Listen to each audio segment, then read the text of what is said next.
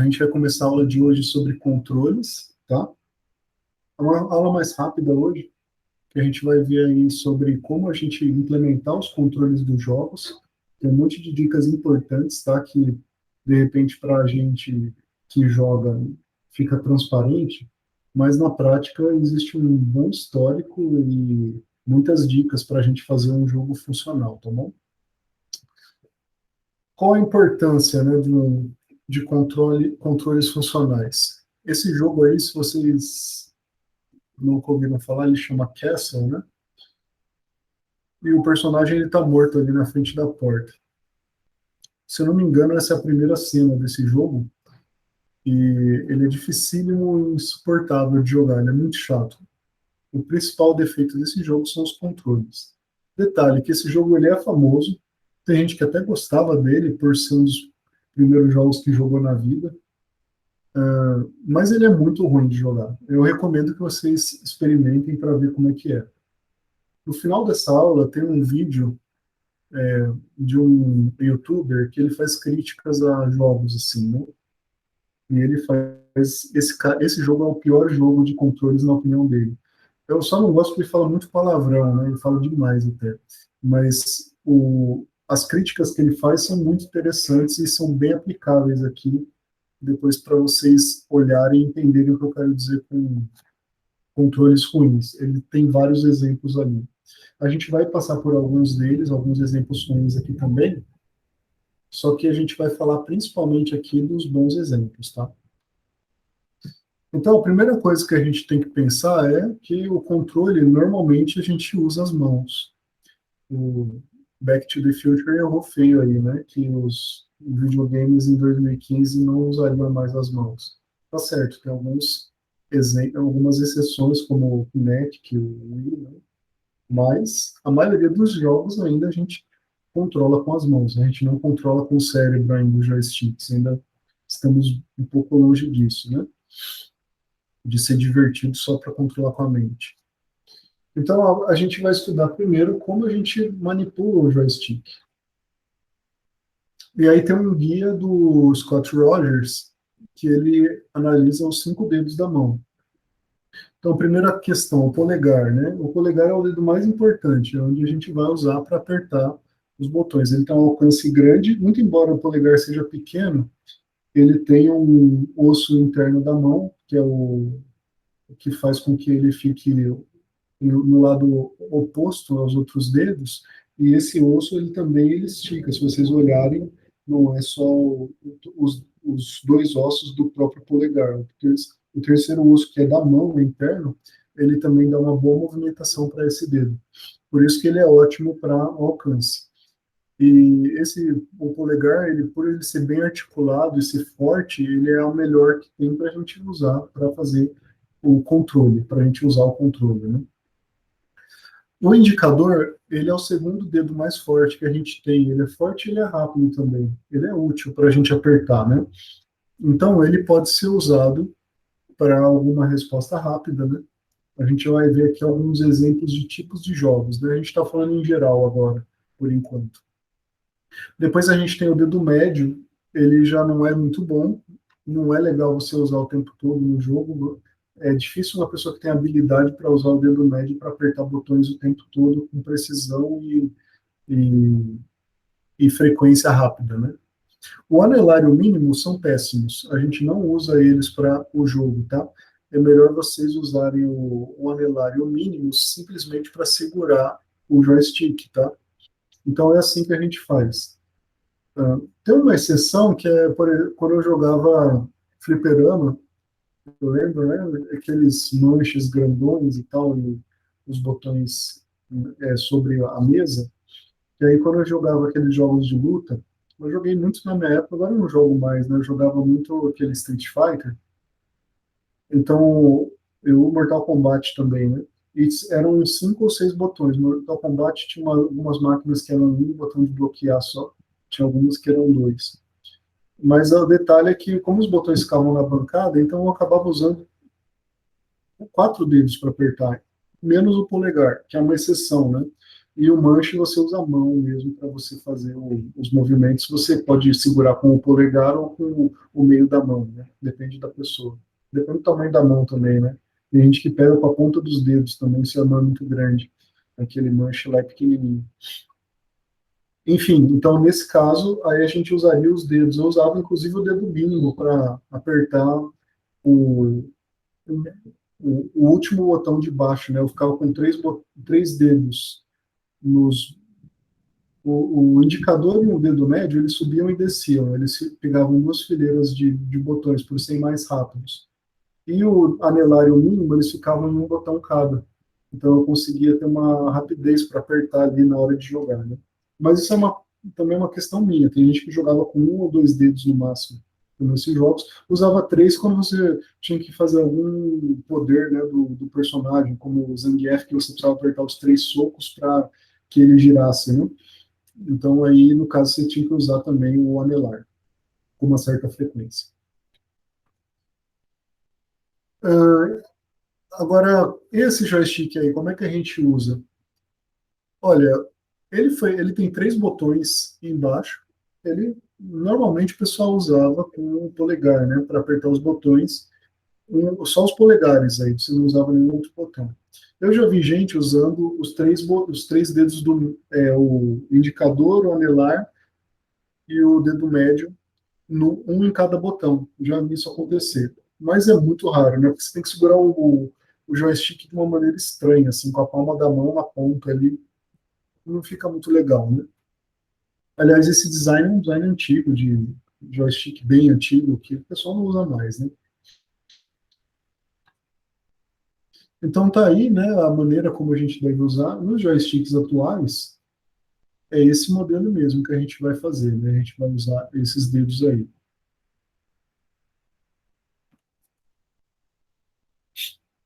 Ah, e se a gente tem movimentos muito rápidos ou alternados, né? Por exemplo, esse jogo da esquerda, ele era o Olympic Gold de 1992, os Jogos Olímpicos de Barcelona. E esse jogo de corrida, você tinha que alternar entre os dois botões para você correr. E o do lado direito é o Pokémon Stadium, né? Que tinha aqueles minigames. E esse daí você tinha que apertar o botão azul ou o verde do Nintendo 64, do joystick, dependendo da cor que acendia naquela luzinha que tem naquela máquina do fundo. Nesse caso aí tinha que apertar o azul, o verde, né? Aí ela ficava alternando. O que a gente fazia nesses jogos era simplesmente eu segurava o joystick de outra forma. Pegava os dois polegares e colocava em cima de dois botões. No Olympic Gold você ficava apertando, alternando um polegar e o outro, os dois botões que tinha no joystick, né? E nesse do Pikachu você ficava apertando um botão e quando mudava a cor você apertava com o outro polegar, porque até você descansava um pouco o braço, né? Você meio que tremia a mão, né? Não sei se vocês jogaram esse tipo de jogo. E tem gente que é louco, né? Que vibra numa velocidade impressionante. Então você conseguia descansar um dedo enquanto você apertava a outra cor. É legal, né? Essa era arrebentar o controle, né? E quando a gente vai usar o teclado, né? Quando a gente vai usar o teclado, aí o teclado do computador a gente tem o, as seguintes teclas que normalmente a gente usa. Principal, as setas. As setas não são uma coisa tão trivial, tá? Elas começaram a ser usadas mais nos computadores mais modernos. O primeiro computador que eu vi que tinha setinha, que não é no formato que a gente usa hoje, é o MSX. O formato deles era assim, as teclas de esquerda e direita, elas eram mais altas e as de cima para baixo eram mais compridas. E elas formavam um retângulo no teclado. Esse modelo que a gente tem seta hoje, que é no formato de uma pirâmide, elas apareceram mais nos PCs, tá? Então, foi década de 80 que começou a surgir isso daí. Se vocês tiveram a oportunidade de ver, se vocês quiserem também pesquisar um computador que chamava Commodore 64, as setas dele eram horrorosas. Aí tinha duas setas, para a esquerda e para a direita, e para você fazer ele virar para cima e para baixo, tinha que apertar o Shift. Era medonho, era horrível, né? Hoje todo mundo acostumou, então por causa da padronização a gente usa isso daí. Setas, o ASWD, essas teclas de letras, também já viraram meio que padrão de seta, né? Tem alguns teclados, eu vou colocar um exemplo aí na tela também, que eles ficam até de cor diferente quando o teclado é gamer. Outras teclas que usa bastante o QWERTY, né, para jogos que tem menus, assim, várias opções, jogos de estratégia ou de MMO, usa bastante, né, essas teclas de atalho. E muitas outras também. 1, 2, 3, 4, 5 também usa, né? F1 até F5 também tem alguns jogos que usam. E outras teclas que usa bastante, se você tiver menos opções, é o Ctrl, o Shift e o Space, para você usar com a mão esquerda, enquanto você move com as setas na mão direita. Outra que usa também é quando você tem 6 botões para usar junto com as setas, aí você usa ZXC embaixo e em cima ASD. Aí você usa 6 botões na esquerda e setas na direita. É curioso, né? Porque o teclado ele inverte as mãos com que a gente faz o movimento no videogame. Então, teoricamente, a gente sabe jogar invertido, né? É engraçado quando você joga no teclado e quando você joga no videogame, você joga em mão invertida. Então, não tem uma preferência para canhoto e destro nesse caso, é meio padronizado, né?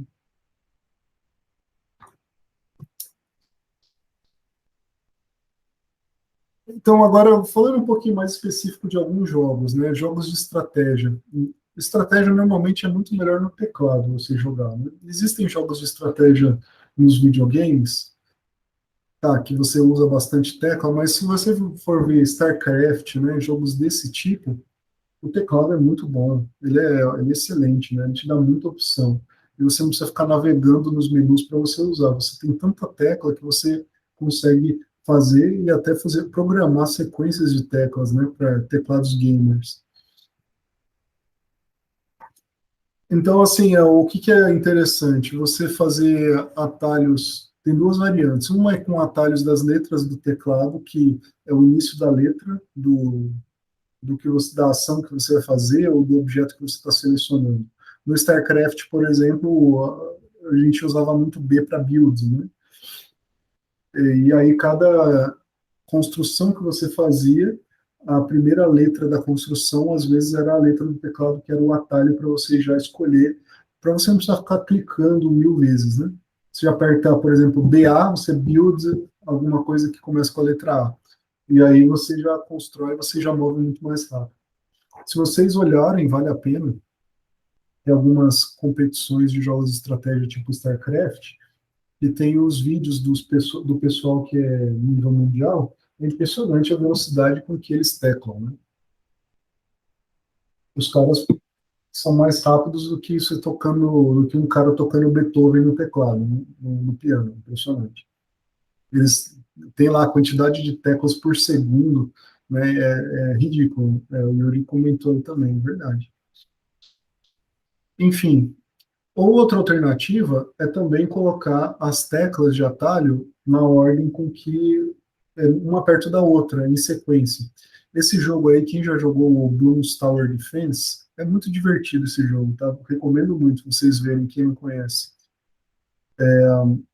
Você tem que fazer os macaquinhos para estourar os balões, né? E ele vai desbloqueando, tem vários tipos de macacos. É um jogo que tem online, tem quem tem iPhone, se eu não me engano, o iPhone novo do ano passado, ele veio com o jogo, o Bloons Tower Defense 6, que é o jogo mais novo, né? Ele é pago, né, nas lojas, né? Mas nesses celulares ele veio de graça. Não sei quanto. Graça não, né? Você paga uma nota pelo iPhone. Mas enfim. Então, nesse jogo o que acontece? Os atalhos são QWER, ASDF, ZXCV. Né? Com essas 12 teclas, você escolhe 12 estruturas para você construir que estão ali no teclado, né, na esquerda. Eles usam mais algumas, depois eles acabaram usando TY, GH, inclusive porque esse jogo ele foi aumentado. No começo ele tinha menos tipos de torres diferentes, eles foram colocando mais algumas. Ctrl e Shift são ótimos para localização, né? Tem alguns jogos que apertam, acho que o StarCraft é assim, você aperta Alt 1, você grava uma localização no mapa. Aí se você aperta F1, você vai para aquela localização automaticamente. O Ctrl 1, você escolhe alguma estrutura para você selecionar, ou um grupo de estruturas ou de exércitos, né? Se você aperta depois o 1, você seleciona aquilo automaticamente. Você pode selecionar até 10 tipos de unidades diferentes com as 10 teclas de atalho. E também são 12 localizações diferentes que você pode com F1 a F12. Uma coisa assim, não sei se usa todos os Fs. Talvez seja de F1 a F8, enfim. Então, assim, teclas de atalho, os jogadores que gostam desse tipo de jogo, principalmente que tem que ter reflexo muito rápido, reação, né? Precisa de tecla de atalho. Isso daí já foi comprovado e o pessoal que joga mesmo gosta disso daí, né? É muito útil. Tá aí, né, o teclado e o mouse que eu falei para vocês. Então, se vocês jogam FPS, jogo de primeira pessoa, o que é o padrão nesses jogos? Bom, mouse é mira e tiro, né, e ataque, coisa assim. Por exemplo, Elder of Scrolls, você fazia um movimento do mouse para você fazer o golpe da espada, né? Se você fizesse de cima para baixo, descia a espada. Se fizesse de baixo para cima, ele enfiava a espada. Aí você tinha 6 ataques diferentes, dependendo da direção com que você simulava o corte no mouse, com o clique do mouse, né? Se você é um jogo de tiro, normalmente você olha para onde você move o mouse, né? Você move a direção do olhar e a mira da arma, né? E atira também com o botão. O outro botão pode ser de trocar de arma ou recarregar munição, coisa desse gênero, né? Ou usar uma segunda arma, coisa assim. A rodinha normalmente é para dar zoom, né? O zoom na mira, coisa desse tipo. E o teclado? O teclado é para você movimentar o personagem, para você andar, você pular, né? Alguma ação, por exemplo, de abrir porta pode ser no teclado, coisa desse gênero. Então, se esse é o padrão, é bom seguir isso daí, porque já tentaram fazer o contrário, já tentaram fazer o personagem andar com o mouse e mirar com o teclado. Fica péssimo, né? É horrível a sensação. Tem alguns jogos antigos que faziam isso. Então, assim, o segredo é, não tenta inventar muito, né? Tenta, se você quiser fazer alguma coisa diferente, faz pouca, né? E a gente vai falar um pouquinho sobre isso daí também, sobre variações. Agora, quando os jogos são de outros controles, são movimento de corpo, aí a gente tem que pensar em mobilidade e colisão, né? Quem que nunca deu uma topada jogando Wii, né? Eu já dei um soco na parede uma vez que eu fui dar uma raquetada de tênis, jogando tênis com meu irmão. E voa longe mesmo, né? Se você se solta o controle, ele vai embora. Então, a Nintendo ela teve no começo, né, que ela vendeu os primeiros consoles sem a cordinha de pulso, depois eles colocaram para, inclusive, se isentar de acidentes. E também esses jogos de dança, aí você tem que ter um espaço para você poder apertar, né? Se você tem aqueles tapetes de chão também, você está bem feito, né? Olha lá, já deu um tapa na cabeça do primo, né, Osana? Acontece, esses acidentes acontecem mesmo. Se a gente não tomar cuidado, né? Então, quando a gente vai desenvolver esses jogos, a gente tem que ter isso em mente, né? As limitações espaciais, como é que vão ser os controles, né? E a responsividade que a gente vai colocar. Bom, outra coisa importante, agora, como implementar isso daí, né? Como a gente vai implementar, quais vão ser os comandos para o nosso jogo especial? A gente tem que pensar primeira coisa nos jogadores, né? Na idade deles. Se a gente vai fazer o jogo para várias idades, é bom você fazer um modo easy, pelo menos, né? O Mortal Kombat é um exemplo terrível, né? Para você fazer essas combinações aí, né? Você pegar o Sub-Zero Grandmaster Variation, olha o que você tem que apertar ali, né? Para baixo, esquerda, triângulo, R2, direita, direita, triângulo, quadrado, triângulo, para baixo, triângulo, L2, R2. Quem que vai apertar isso aí? Só tá certo, o moleque vai testando, vai treinando, chega uma hora que consegue, né, habilidade. Mas tente ser realístico e não colocar todas as variações impossíveis, né, porque senão ninguém vai jogar. Ou o pessoal que vai jogar vai ser um público bem seleto. Se é esse o seu objetivo, beleza, né? E de luta, nos jogos de luta, isso aí é no Fatality, né, que tinha lá no Mortal Kombat. Nos jogos de luta em si, controles difíceis ou sequências difíceis pode ser inclusive uma recompensa. Eu coloquei essa figura aí porque na época que a gente começou a jogar Street Fighter, eu jogava bem no meu bairro ali, né? No videogame eu era o melhor do meu grupo lá de amigos. Então, no fliperama eu já não era, eu era o segundo. Mas no videogame eu jogava por quê? Porque eu pegava o Ryu e conseguia dar o Shoryuken toda hora, né? Eu não errava um. Então o pessoal vinha pulando, só dava uma pá, né? Jogava o cara para longe. E aí eles não tinham nem, eles nem sabiam como jogar, porque ficavam no chão, tomavam o poder, né? Pulava, tomava o soco. Então, na época era isso que tinha, né? Não é como esses jogos mais modernos que tem as versões mais novas que tinha poderes de carregar, né? Não tinha carga de poder, essas coisas.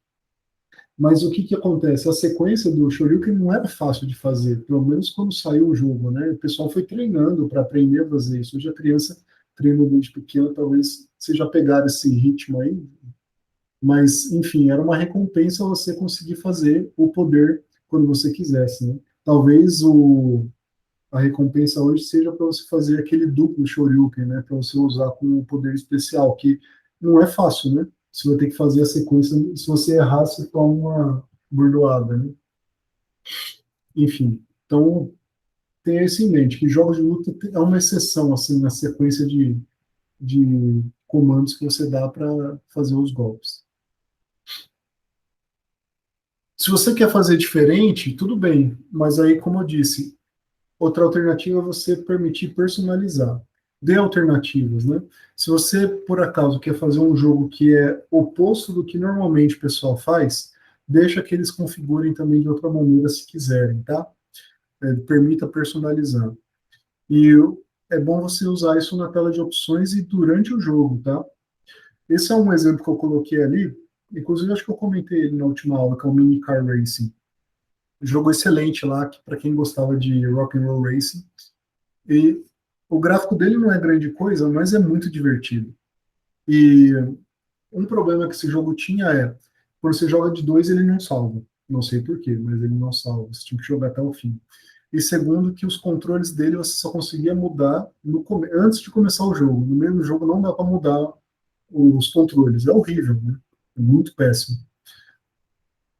Então, é bom você sempre permitir essa opção durante o jogo, tá, gente? Tenham isso em mente. Agora vamos falar um pouquinho do outro comando que é bem comum hoje, que é o touchscreen, né? Touchscreen é para jogos de tablet e de celular. O toque, ele, muito embora assim pareça que ele é um pouco restrito, na verdade tem algumas variações interessantes. Você tem o primeiro tap, né, que é o toque rápido. Ele é, ele é usado para quê? Selecionar, para atirar, fazer uma ação rápida. Você pode fazer um toque duplo, que é como se fosse o clique duplo, né, do mouse. E, aliás, quando a gente fala aqui de toque e mouse, dá para você fazer todas as operações funcionar com mouse ou toque. Então, aí você consegue fazer com que o seu jogo funcione tanto para dispositivos de tela pequena quanto computador, né? É uma coisa a se pensar, se vocês quiserem, portabilidade. Então, toque duplo é o quê? Para verificar a seleção, tá? Ou para mover o personagem. E às vezes o mover com um toque só, um toque você escolhe a localização para onde ele vai, e dois toques ele anda, por exemplo. Você pode fazer o toque temporizado, como no caso do Flappy Bird, né? Para você passar no meio dos canos. Tem também o toque solte, que aí é como se fosse você segurar o toque and hold, né? Toque e segure, que aí é como se fosse um clique que segura para você carregar o poder. É uma utilidade importante. ou você segura e arrasta. Aí é para arrastar, equipar coisas e tal. Tá? Tem o flick, que é aquela ação de você fazer um arrasto rápido para baixo ou para cima, para os lados, né? Normalmente isso daí é para você jogar um objeto que está vindo, atirar um objeto que está na sua direção, coisa assim, gênero.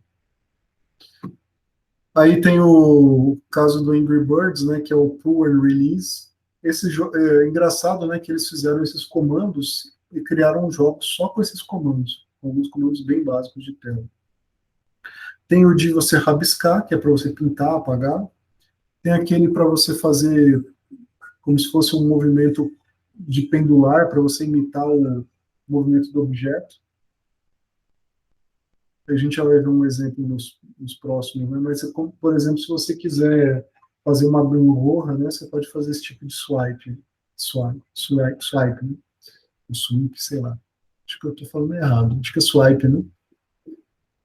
E depois tem o drawing, que é o de desenhar, que aí você pode, aí com ferramenta de desenho, você pode fazer movimentos mais aleatórios. Aí tem pinch, que é como se fosse pinçar mesmo, né, para você fazer zoom in, zoom out, que é com 2 dedos. E também tem o swirl, que é você girar, né? Você gira uma roleta, por exemplo. Então, esses são os movimentos que você pode fazer em tela touchscreen. E se você decidir fazer isso, aí você pode ensinar o jogador na primeira vez que ele faz e depois ele já aprende, já sabe, né, fazer o resto, como no Angry Birds, por exemplo. Esse daí é um exemplo aí do swipe, né? Você pegar uma espada, você imita uma espada no Ninja, acho que é Ninja Kill, como é que chama esse jogo? Fruit Ninja, mas acho que é isso mesmo. A sugestão é, você use poucos movimentos diferentes, não tenta fazer todos os movimentos possíveis de toque, porque senão você complica demais o seu jogo, tá? E adapte para as necessidades que você tem. Fruit Ninja, aliás, era um jogo bem divertido, né? É uma nota aqui sobre os botões de cima, né, do teclado. Tem o shoulder e o bumper, que chama, né? O shoulder é o R2, L2 e o bumper é R1, L1. Esses botões, eles servem para circular entre itens, atirar, né? Mas tem que tomar cuidado para não colocar ações muito rápidas e muito frequentes neles. Muito embora eu já vi que tem uma tendência também de jogos de ação você colocar no R1 o comando de correr. Se você faz o dash, aquela corridinha do Mega Man, a corrida não é segurando o botão o tempo todo, você tem que ficar apertando para dar disparos de corrida. Então, o pessoal usa muito isso porque o Mega Man tem o tiro que carrega, tem o pulo, você tem que segurar também, e a corrida também você tem que segurar. Então fica 3 botões com o polegar, fica mais difícil você fazer. Eu já vi também gente usando o indicador no botão de cima, que no caso do PlayStation é o triângulo. E aí ele muda a posição da mão no joystick, igual aquela figura que eu coloquei no começo da apresentação.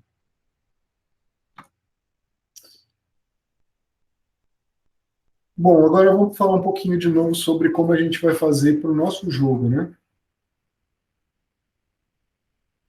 Uma coisa que a gente deve evitar é a dança dos botões, né? O que é a dança dos botões? É só você ficar clicando coisas aleatórias e fazendo movimentos. Ou até mesmo, se vocês já jogaram alguns jogos de Wii, a responsividade dele era tão esquisita que às vezes você não sabia o que você estava fazendo e estava jogando. Né? Eu já vi gente jogando boxe dando soco de qualquer jeito, né? Porque não estava controlando nada. O negócio estava só pegando movimentos aleatórios e fazendo golpes na tela. É muito ruim isso, né? Então, responsividade, a dança de botões, se apertar qualquer coisa para fazer, né? A responsividade do jogador é muito importante. Ele tem que sentir o que ele está fazendo. Também cuidado com a repetição exaustiva, porque pode danificar tanto o joystick, também pode dar dano para a pessoa, né? Coisa desse gênero. Esse jogo aí era famoso no Atari, quem já jogou Decathlon, que você tinha que, para correr no Decathlon, você tinha que mover o joystick para a esquerda e para a direita. Então o pessoal às vezes ficava com a mão aberta e ficava dando tapa de um lado para o outro na ponta do joystick. Era uma coisa de louco, né? Quebrava muito o joystick isso daí. Esse jogo era o campeão de quebrar o joystick do Atari. Vocês podem ver vídeos na internet também, se vocês não conhecem. É bizarro. Tá? E aí, como eu falei, então evita essa apertar tudo para jogar, né? Button mashing. É horrível isso daí. Pode ser divertido para você aprender alguma coisa, mas toma cuidado, né? Como é que você usava. Tem até uma história engraçada sobre isso, mas assim, não era button mashing em si, mas era o que o pessoal fazia quando começou a jogar Mortal Kombat. A gente jogava nas locadoras naquela época, né? Então a gente foi, eu, meu irmão, fomos uns colegas para a locadora, a gente comprava a ficha de fliperama e jogava lá, né? Nem era cartão ainda, era fichinha mesmo, tipo uma moeda. Aí a gente jogava lá, né? Que a gente descobriu o Mortal Kombat, que era o primeiro jogo que parecia ser filme, a gente ficou louco, né? Acho que tinha o Pit Fighter também, né? Mas o Mortal Kombat ficou mais famoso. E aí, na hora que dava finish him, né? Que ele falava para acabar com o inimigo, todo mundo queria dar um gancho e eu falava, não, agora é minha vez, né? E o pessoal tava jogando com o Sub-Zero, no caso, né? Meu irmão e um colega dele. Aí eles começaram a brigar para ver quem que dava o gancho. Eu só sei que eles fizeram uma sequência de movimentos que deu Fatality. E ninguém conhecia Fatality, né? Quando a tela ficou preta, o Sub-Zero arrancou a cabeça do cara, todo mundo da locadora parou, ficou em silêncio e assistiu o negócio, né? E aí depois todo mundo, o meu irmão e o colega dele caíram uma risada, né? Que ninguém sabia disso. Eles foram o primeiro a fazer no bairro ali, talvez na cidade. Então, assim, é um exemplo de button mashing mas por quê? Porque é uma sequência de comandos que para a época já era muito difícil, né? Então, quando eles descobriram, foi uma coisa assim curiosa. Mas se você deixar difícil demais e não tiver essa graça da surpresa, vai ficar pior ainda, se for um comando básico de jogo, né? No vídeo do final dessa aula, se vocês olharem, tem um exemplo ruim disso que é do Batman, né? Que na época você tinha que apertar uma tecla que era absurda, que você não usava no jogo inteiro só para fazer um movimento que era sem noção. Aí, qual que é a dica? Se vocês vão fazer realmente comandos difíceis, usem o manual do jogo, né? Cria um manual ou cria um guia um tutorial, uma coisa assim, para ensinar os jogadores a como fazer esses comandos. E também chama, se for umas coisas que demanda muito, põe para as pessoas se alongarem de tempos em tempos também no manual.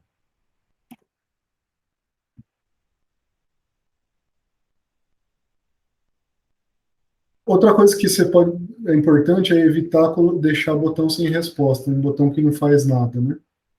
Por exemplo, no Zelda e no City of the Lost Children é horroroso, né? Ela falava I can't do anything, é horrível isso daí. E ainda te deixava sem movimento, a menina travava, né? Com uma animação ridícula.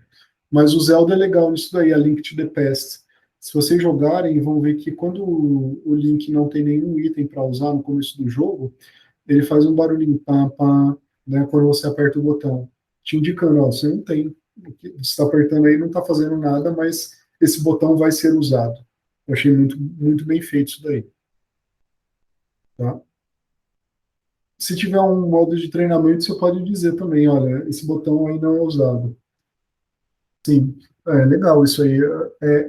Agora, esse tipo de comandos e ser variados, aqui é legal também para você, como você não tem um teclado, né, esse tipo de console, você permitir que o jogador use vários tipos de itens diferentes sem precisar selecionar, né? Isso é uma coisa que dá uma vantagem, porque no Link to the Past você tinha que ficar selecionando os itens, e tinha muito item. Aí, claro, que você pode ter uma subseleção para alguns tipos de itens, mas os que você usa mais frequentemente, aí é legal, né? Você me lembrou um outro exemplo, que é do Nintendo 64, que é o primeiro que eu vi, assim, né? Que foi o Donkey Kong 64. Que aí o Nintendo 64 ele tinha aqueles botões amarelos, e cada botão amarelo você usava um tipo de item diferente. Então eles não precisavam colocar menu nenhum no jogo para você trocar os itens. Achei muito interessante também. Mas é isso aí, você tem razão, Isaac. Esses jogos aí do Zelda, esses jogos da Nintendo em geral, eles são muito bons para eles, a responsividade, eles pensam muito nisso na interface, né? Pokémon eles usam bastante, enfim, todos eles, tá? Enfim, se você vai dar um item novo no meio do jogo, ensina como é que usar o item novo. E se não tiver uso, o item, um botão, melhor dizendo, você tem um joystick com 4 botões. Você vai usar 2. Duplica. Põe 2 para correr e 2 para pular. 2 botões que fazem a mesma coisa. Quem fez isso? O Mario All-Star, de novo, é Nintendo, né? Eles são impressionantes. É isso, o Zelda 64 também tem o mesmo esquema, né, Isaac? Exatamente. Do, do Donkey Kong. Só que acho que o Donkey Kong é mais antigo que o Zelda, se eu não me engano, não tenho certeza. Enfim, então é isso daí, tá? É uma maneira de você conseguir fazer os controles ficarem intuitivos para o jogador. Outra coisa que você pode fazer no seu controle é o ato de mimetizar, né? Ele ajuda na imersão, isso daí é legal. Como, por exemplo, o que eu falei do Elder of Scrolls, né? Mas esse pitfall, por exemplo, dessa cena aí é interessante, que você tinha que mover o analógico para frente e para trás para você inclinar para pegar água e depois beber. Ele faz um movimento de corpo do jogador, do personagem mesmo. Tem muitos jogos que eles fazem isso daí. Então você tem uma imersividade muito interessante. É uma outra coisa a se pensar na hora de vocês fazerem isso. Eu acho que o jogo do Link do Nintendo Wii era legal, aquele do Jack, do arqueiro, né? Ele tinha muito isso daí. Você mimetizava muito bem os movimentos do Link. Era divertidíssimo por causa disso.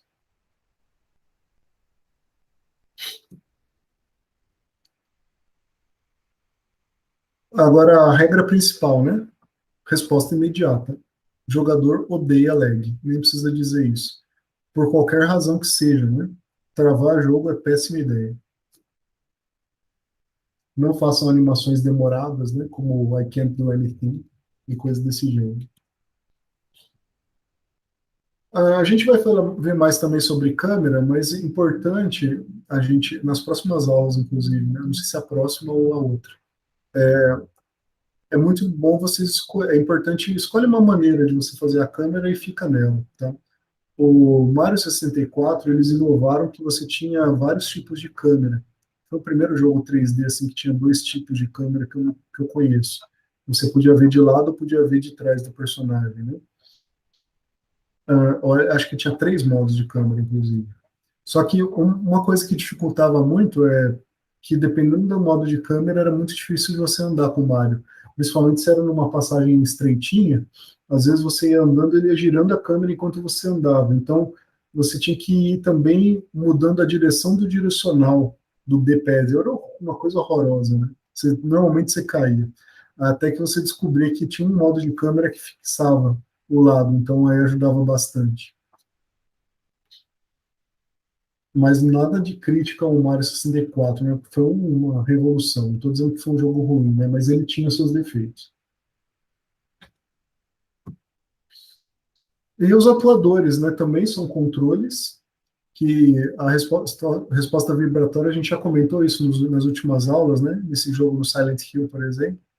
É sensacional você ter uma resposta vibrando na sua mão quando acontece alguma coisa que você apanha, ou que você dá um tiro, ou que o carro está saindo da pista num jogo de corrida, né? É muito importante esse tipo de resposta. Ou o personagem desequilibrado, enfim. O batimento cardíaco do personagem era no Silent Hill, né? Você sentiu o coração na mão, literalmente. E também tem o giroscópio, é um outro controle que a gente pode usar, né? O primeiro jogo que eu joguei com giroscópio foi o Homem-Aranha do PS3. Talvez, não sei se vocês jogaram. E não era o Homem-Aranha em si que tinha o giroscópio que usava, né? Era o personagem do Duende. E ele era na prancha, você jogava contra o Homem-Areia e era o giroscópio. Inclusive, eu parei de jogar, achei que o jogo estava quebrado. Eu não entendi que era o giroscópio na época. Eu não entendia nada. Eu só sei que eu não conseguia fazer o bicho subir ou descer, não sei. Do jeito que eu segurava o controle, ele ficava, né? Não consegui relacionar. É por quê? Porque foi uma falha, inclusive, do jogo um pouco, no sentido de que a gente não usa o jogo inteiro, e de repente eles põem isso daí para você. Apesar de eles fazerem um esforço para explicar, né? Eu acho que era em inglês, e na época meu inglês não estava muito bom, então eu não entendi o que a pessoa estava explicando. Mas aí o que acontece, né? Não deixa oculto. Talvez você fazer um desenho na tela do joystick, né? Mostrando o movimento do joystick ajude, tá? E mostra então para o jogador como usar. O Doodle Jump também é um exemplo de usar giroscópio, que é um jogo só de giroscópio, né? Você tem pouco toque, que é você dá um tirinho, mas é mais o esquerda e direita para você movimentar nas plataformas. Se vocês não jogaram Doodle Jump, é muito legal, recomendo. Baixe e jogue. É um jogo muito simples. Em si, baseado em sensores e câmeras, como o Wii, enfim, o Matic, né? Aí, cuidado com o lag também, muito embora o lag que você é aceitável um pouquinho mais de lag nesses sistemas, tá? É importante você adaptar o lag à destreza do jogador. Então, tem um atraso a mais, né? Se o jogador está atrasando muito, você pode tentar adaptar o controle, fazer a programação mesmo, tá? Esses jogos não é só perder peso, não é só você fazer movimento qualquer, tá? E cuidado para não ser super responsivo, quer dizer, você mexe o ombro, o cara dá o golpe final, um monstro, né? Não é assim. Tá? Dá uma olhada nesse vídeo aí quando vocês puderem depois, tá? Que vai ter vários exemplos aí de maus controles. Bom, então agora a segunda parte aqui é sobre a gente fazer a interface para o usuário. Essa parte aqui é importante, né, de ícones e símbolos. É, o que a gente vai abordar aqui? Tá, a gente tem o jogo, mas além do jogo principal, a maioria dos jogos também tem uma tela de informações para o jogador sobre o personagem, sobre o mundo e para interações, tá? É o que a gente vai ver como fazer esse tipo de coisa. O nome dessa interface o pessoal normalmente chama de HUD, né? Que é Heads Up Display. Ela veio da aviação, dos caças. O F-18, ele tinha um monitor no vidro do avião que se ficava por cima do que o piloto enxergava, para ele atirar, para ele,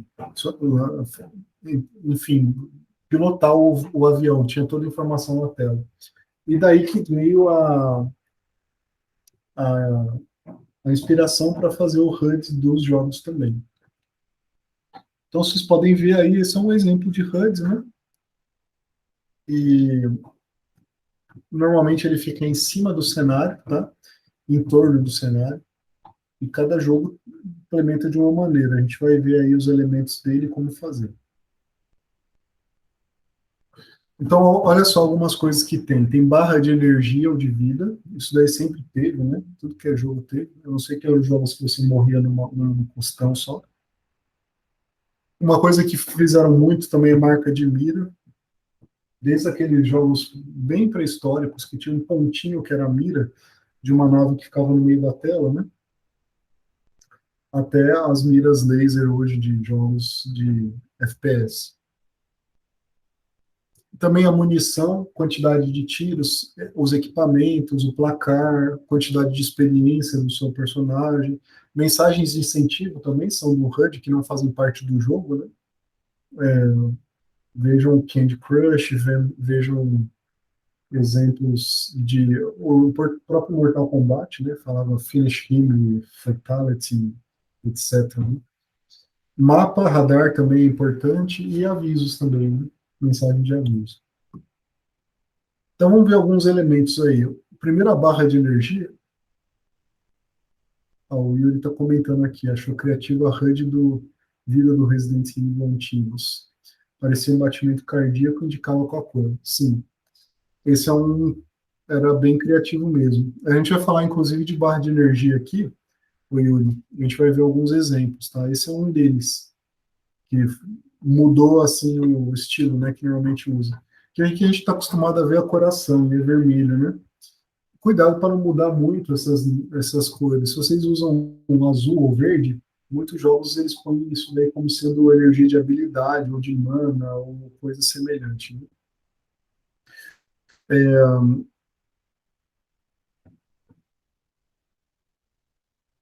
Você pode pôr aviso de energia baixa, o próprio batimento cardíaco aumentando, diminuindo, né? Se está alto, está baixa a, a energia. Tinha alguns jogos que eles diminuíam também a visão do personagem. Ele começava a embaçar os cantos da tela, alguns jogos de FPS, né? Começava a enxergar literalmente mal quando o seu personagem estava morrendo. Regeneração também, você pode mostrar a energia subindo ou descendo. Essa barrinha da esquerda, por exemplo, ele é usado bastante em jogo de luta. Depois que o personagem apanha, a energia não abaixa imediatamente, né? Ela aparece o quanto que vai abaixar e depois some. E aí você vê quanto tirou. É uma resposta interessante. Marca de mira, aí a gente já tem uma variação grande, né? Pode ser um pontinho simples, tá? Mas a mira pode ter mais informações sobre o inimigo. Esse é um jogo de PS1 ou PS2, eu não lembro, que é o Ape Escape. Tem várias versões dele, aliás, né? Se vocês já jogaram, talvez vocês conheçam. E esse daí, ele tem um tipo de arma, que é uma mira, que você mira pro inimigo e ele aparece informações sobre o inimigo. É uma arma especial do jogo, né? Como se fosse uma parabólica. E aí ele aparece, ó, o nome do inimigo, o nível do macaco e os atributos dele. Enfim, você pode fazer a mira desde ser uma coisa simples, como te dar mais informações sobre o próprio jogo, tá? Cuidado para não ser muito pequena nem muito grande, para não atrapalhar e nem também sumir. E pensa bem na combinação de cores da mira, né? Uma coisa que vocês podem aprender é sobre o cursor do mouse. Se vocês estão assistindo essa aula pelo computador, vocês vão olhar que o mouse, se vocês nunca notaram isso, ele é branco com uma borda preta, um padrão. E por que isso? Para ele não sumir nem quando o fundo da tela é preto e nem quando o fundo da tela é branco. Se você passar ele num fundo preto, você não vai enxergar o contorno dele. Se você passar num fundo branco, você vai enxergar só o contorno dele e o fundo vai ficar da mesma cor. Na própria tela aqui do Miro, vocês podem fazer esse teste. Você pode fazer exemplo de mira automática, semi-automática, é diferente, né? E também pode mexer na gameplay a mira. Se a mira é uma mira laser do personagem, o inimigo pode ver o laser, a bolinha do laser e reagir em relação a isso. Tem alguns jogos que já fizeram isso. Tá? A munição a gente pode pôr simbólica ou numérica. Vocês podem colocar lá os cartuchos que você tem, né? Ou você pode pôr uma quantidade, como nesse jogo aí, né? Que tem na tela. Você tem 134 tiros e 10 bombas, por exemplo. Tá? É bom colocar num lugar fácil, de fácil visualização, tá? Porque isso daí é uma coisa, funcionalidade importante para o jogador. Se tem tiro infinito, avisa isso, né? É bom você avisar se tem alguma arma que tem tiro infinito. Você pode pôr o símbolo de infinito, coisa desse gênero. Agora, equipamentos já é uma coisa um pouco mais sofisticada, né? Vocês podem fazer um menu só para equipamentos, tá? É legal vocês fazerem um atalho. O Pokémon começou a fazer isso, né? Ele tem vários menus. E os menus antigos, como no Pokémon do Game Boy inicial, por isso que eu coloquei ele aí, Game Boy Color, né? Eles tinham uma resolução de tela bem pequena. Então era mais difícil você colocar muita coisa na tela. Você colocava, às vezes, 5 Pokémons por caixa, coisa desse gênero. Agora, os jogos mais modernos, como esse jogo que eu coloquei na direita, você já consegue colocar um monte de coisa na tela, tudo que é tipo de arma, equipamento, né? Então você pode fazer um uso melhor do espaço. Resoluções HD são maravilhosas, né? O HD. Você consegue colocar tudo que você precisa na tela. Depois, se vocês quiserem ver, tem um jogo que chamava Heroes of Might and Magic 3, né? E tem uma versão HD dele. Na versão original, Full HD, né? Na versão original, que se eu não me engano era VGA, ou era HD só, você tinha, não conseguia colocar todas as opções, todos os castelos e todos os heróis na tela. Depois na Full HD você começa a colocar quase tudo para aparecer ao mesmo tempo e torna o jogo muito mais simples de você navegar, tá? Mesmo com o mouse. Você não precisa ficar subindo e descendo barras, né? Isso é horrível. Essas barras aí que tem mais equipamento para baixo, o ideal é você não usar isso daí, né? Isso aí deixa mais demorado, ou você limita mesmo a quantidade de equipamentos para caber na tela, que normalmente hoje em dia já é o suficiente, ou você faz o barramento usar pouco, você usa poucas vezes ele. É bom você permitir organizar, né, os itens. Um dos primeiros jogos que eu vi permitir isso é da série Final Fantasy, né? Eu joguei o Final Fantasy 6 do Nintendo, o 7 também fazia isso, o 8 também. Era aquele menu que você tinha aquela barrinha infinita, você podia organizar por tipo, por nome, etc. Tá? Você colocar ícones, símbolos e desenhos é importante também, né? Para você identificar facilmente, visualmente, qual é o tipo de equipamento é aquele. Se você não tem o desenho de todos eles, né? No Final Fantasy era assim, você tinha só o nome do equipamento, ele aparecia depois o desenho no personagem, mas no seu inventório não. Já mudou bastante isso também, né? Acho que hoje em dia a maioria das coisas é tudo desenhado. E se vocês vão fazer placar de experiência, é bom colocar num lugar que é fácil de você ver. E outra coisa importante, bom, primeiro isso, né, lugar fácil de ver e de acessar. Final Phantasy Star, né, um jogo de Master System, o primeiro deles. O que que era ruim lá? Experiência. Você não sabia quanto faltava para você ir para o próximo nível. Você tinha que ir na igreja, que era um lugar que você quase não ia, que era para reviver seus personagens mortos, que era muito raro acontecer. E você tinha que pagar uma grana alta, então não valia a pena, senão a gente resetava, né? Mas você tinha que ir na igreja para o cara da igreja te falar quanto que faltava de experiência para você passar para o próximo nível. Era horrível. O Pokémon é a mesma coisa, o Red, né, o primeiro. Se vocês jogarem o Fire Red, que já é a versão do GBA, ele tinha lá a barra de experiência que quando você é uma barrinha azul, né? Então você sabia quanto faltava para você subir de nível. O Pokémon Red do Game Boy Color não tinha. Então isso daí faz uma diferença enorme para o jogador, né? Para você conseguir enxergar o que está acontecendo. E fazer os pontos fazer sentido. Por exemplo, qual é a diferença dos pontos no Mario Bros 3? Nenhuma. Mario Bros 3 não faz diferença nenhuma quantos pontos você tem no jogo. Eu acho que uma das poucas coisas que usa o ponto é para você entrar em fases secretas, você tem que terminar com o ponto em 10, em 20, é a casa decimal do ponto, e, enfim, a quantidade de moedas tem que bater também no tempo, coisas desse gênero. Mas quem que já falou assim, olha, eu terminei o Mario Bros com 9.999.999 pontos? Ninguém. Né? Ninguém olha ponto nesse tipo de jogo. Perdeu totalmente o sentido. Isso aí veio dos arcades, essa ideia de pontos, porque os pontos é que definiam quem era o melhor jogador naquelas telas de melhor de placar, né? Antes de eles começarem, inclusive, a desligar as máquinas durante a noite, né? Enfim, então, no Mario Bros não tem sentido. O que que faz sentido você ganhar ponto? Esses dois outros jogos que eu coloquei, o Tartarugas Ninja, seja do Fliperama, seja a versão do NES, né, do Nintendo, quando você chegava em 100 ou 200 pontos, você ganhava uma vida. O Knights of the Round, que é esse de baixo, é um jogo de Super Nintendo, é divertidinho também, você subir de nível com os pontos. Então, sua armadura melhorava, sua força melhorava, a aparência do personagem melhorava em geral, né? A velocidade também. Então, isso daí era legal. Você usava os pontos para alguma coisa.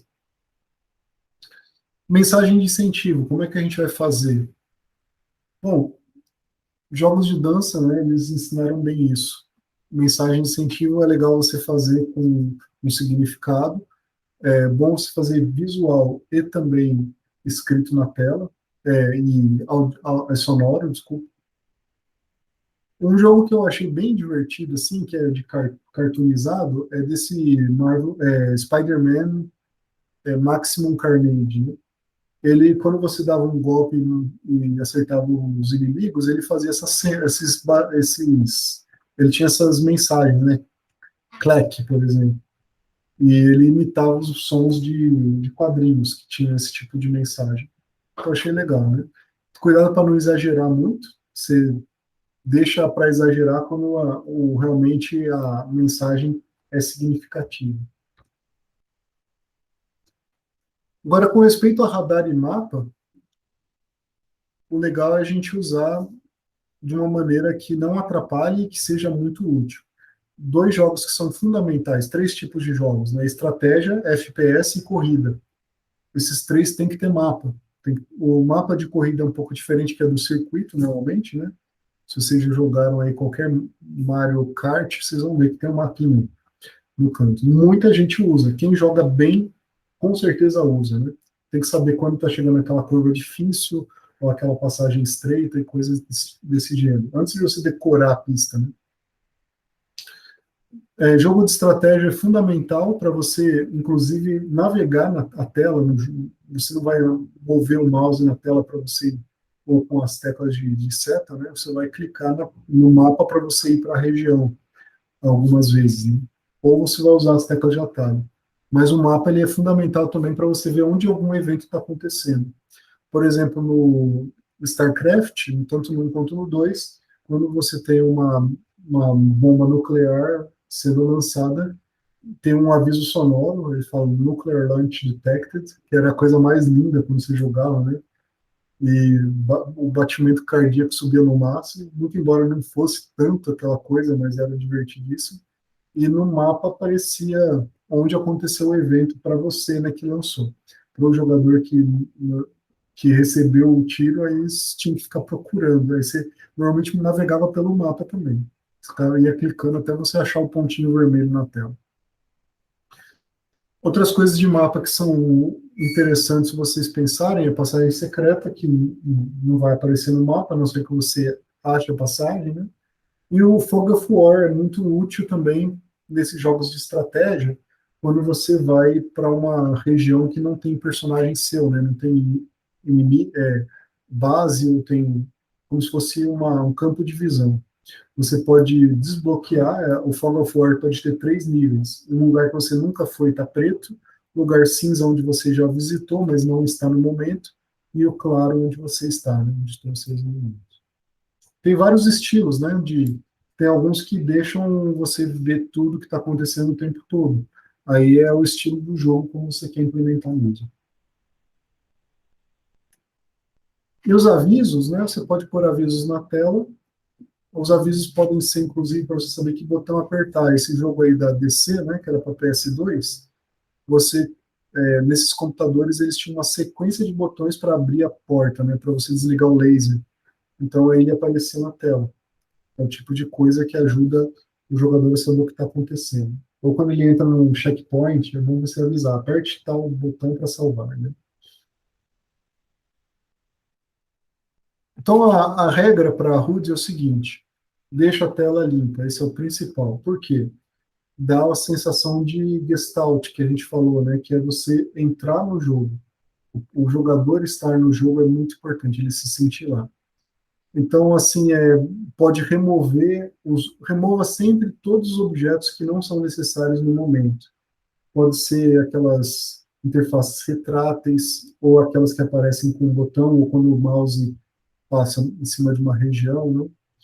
Tem que tomar cuidado, escolher certos ícones, escolhe certas cores, escolhe os botões de atalho, coisas desse gênero, né? Cuidado com coloca a dica, né, no botão para explicar o que o botão faz, e usa efeito sonoro também para e visual para mostrar que é um botão. Às vezes a pessoa passa o mouse em cima e não acha que é um botão, acha que é um display. Então, deixa muito claro isso. Né? Tentem trabalhar nisso quando vocês tentam observar isso, né? Quando vocês forem desenvolver o jogo de vocês. Tem também o Quick Time Event, que é parecido com essa parte de avisos, que também ele é bem comum nos jogos do Spider-Man, né? Tem algumas cenas que você tem que apertar, assim que acontece o evento, você tem que apertar os botões. Então, esse tipo de recurso é legal, mas cuidado, não é para você não usar o tempo todo. Acho que o primeiro jogo que eu vi isso era o Dragon's Lair, um jogo bem antigo, que você tinha que reagir em tempo real, senão você morria. Você tinha que apertar as teclas e tal. Só que naquele jogo você tinha que meio que descobrir o que fazer. E onde colocar os elementos da HUD? Tá? Coloca nos cantos da tela, semi-transparente, tá? Ocultável. Cuidado para não confundir o movimento do personagem, tá? Com, com esses elementos de HUD. Você tampar o personagem é a pior coisa que tem, né? Ou tampar a visão dele. Cuidado com sobreposições também, que às vezes pode ser que com a movimentação de tela tem algum elemento do jogo que vai sobrepor com o elemento da HUD. Aí você tem que saber qual é a prioridade que você vai dar. No Civilization é um exemplo que eu gosto de dar bastante aqui. Na tela de cima é a interface, o HUD do jogo original. E embaixo foi uma interface que foram jogadores que fizeram. Ela é menor, a barra de cima, se vocês podem notar, e ela tem, mesmo ela tendo menos coisas, ela é muito mais informativa. Também colocaram no lado direito algumas coisas interessantes, né?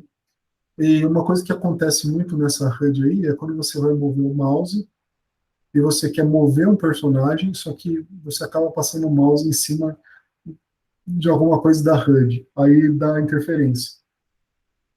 É bem chato quando isso acontece, aí você tem que mover a tela. É raro acontecer, mas eu acho que nem tinha muito como solucionar melhor do que eles fizeram. Eles fizeram um trabalho muito bom.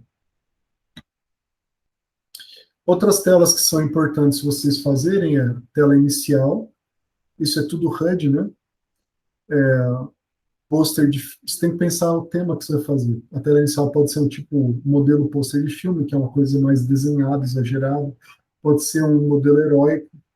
O que eu lembro que é o enigmático foi o do Street Fighter Super, quando saiu, né? Que era o Ryu dando um Hadouken na tela inicial. O filminho deles. Né? Foi sensacional. Né?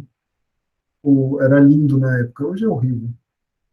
O logo também, se vão colocar o logo do jogo, é legal vocês pensarem, bolarem bem. É o que vai chamar a atenção inicial do jogador. Se vocês fizerem uma tela inicial bonita, é bacana, tem gente que aprecia a arte. Né? Cuidado para não apertar muito o botão para começar o menu inicial também. Né? E essas aqui são outras telas que vocês vão poder colocar, tá? A tela de pause também. É importante vocês colocarem o pause. Nos primeiros jogos de Atari, obviamente, que ele existia, na era Nintendo Master System que começou, né? Então, o pause. Então, a primeira opção do pause é sempre voltar para o jogo. Pode não ter nada na tela de pause, mas pode ter alguma coisa. Vocês podem colocar opções, volume, ajuste de volume, salvar, né? Troca de arma ou equipamento. Pode ser que na própria tela de pause vocês podem dar uma opção para trocar, para o jogador não se perder na hora de trocar arma, quando o jogador está aprendendo, né, os comandos. Hoje em dia quase não se para isso. Né? E se for só pausar mesmo, coloca uma mensagem que está pausado. Mesmo que seja só escurecer a tela e pôr pause na tela, é melhor do que se o jogador achar que travou o jogo. Né? Vocês podem colocar mapa também, tem muitos jogos que aí é mais comum hoje, jogos de aventura, né, colocar um mapa. E também a quantidade de progresso, quanto falta para acabar uma fase, por exemplo. É legal você colocar nessas telas. Outras que tem opções, vocês têm que pensar o que vai pôr nas opções do jogo. Tela de calibração ou ajuste de controle. Tem a tela de save, né? Que vocês têm que pensar também como é que vai ser. Ah, é legal vocês talvez darem a opção de escrever um nome, colocar a data da última e hora da última vez que salvou, para o jogador saber quando que foi que ele jogou, né? Se ele perdeu algum save, coisa assim. E a tela de carregando também, às vezes você precisa carregar uma parte pesada do jogo. É legal você botar pelo menos uma barra mostrando que está carregando, né? Pode ser também informativo ou divertido. O Marvel Ultimate Alliance, você colocava lá algumas telas mostrando um pedaço da história da Marvel. O Marvel Heroes, Super Heroes, eles colocavam uma lutinha boba para você fazer que não era a principal do jogo, enquanto estava carregando. Vocês ainda podem pensar em tela de ranking, pontuação, tempo de jogo, itens secretos, itens colecionados, né? Achievements, enfim, tem um monte de coisa para pensar de telas adicionais. Tudo isso daí vocês têm que pensar e têm que bolar a interface e os elementos de HUD, tá? Para deixar bem claro, bonito e atraente.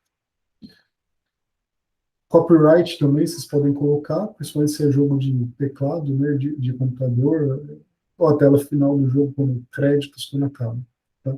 Bastante coisa mesmo, né, que a gente pode criar na HUD.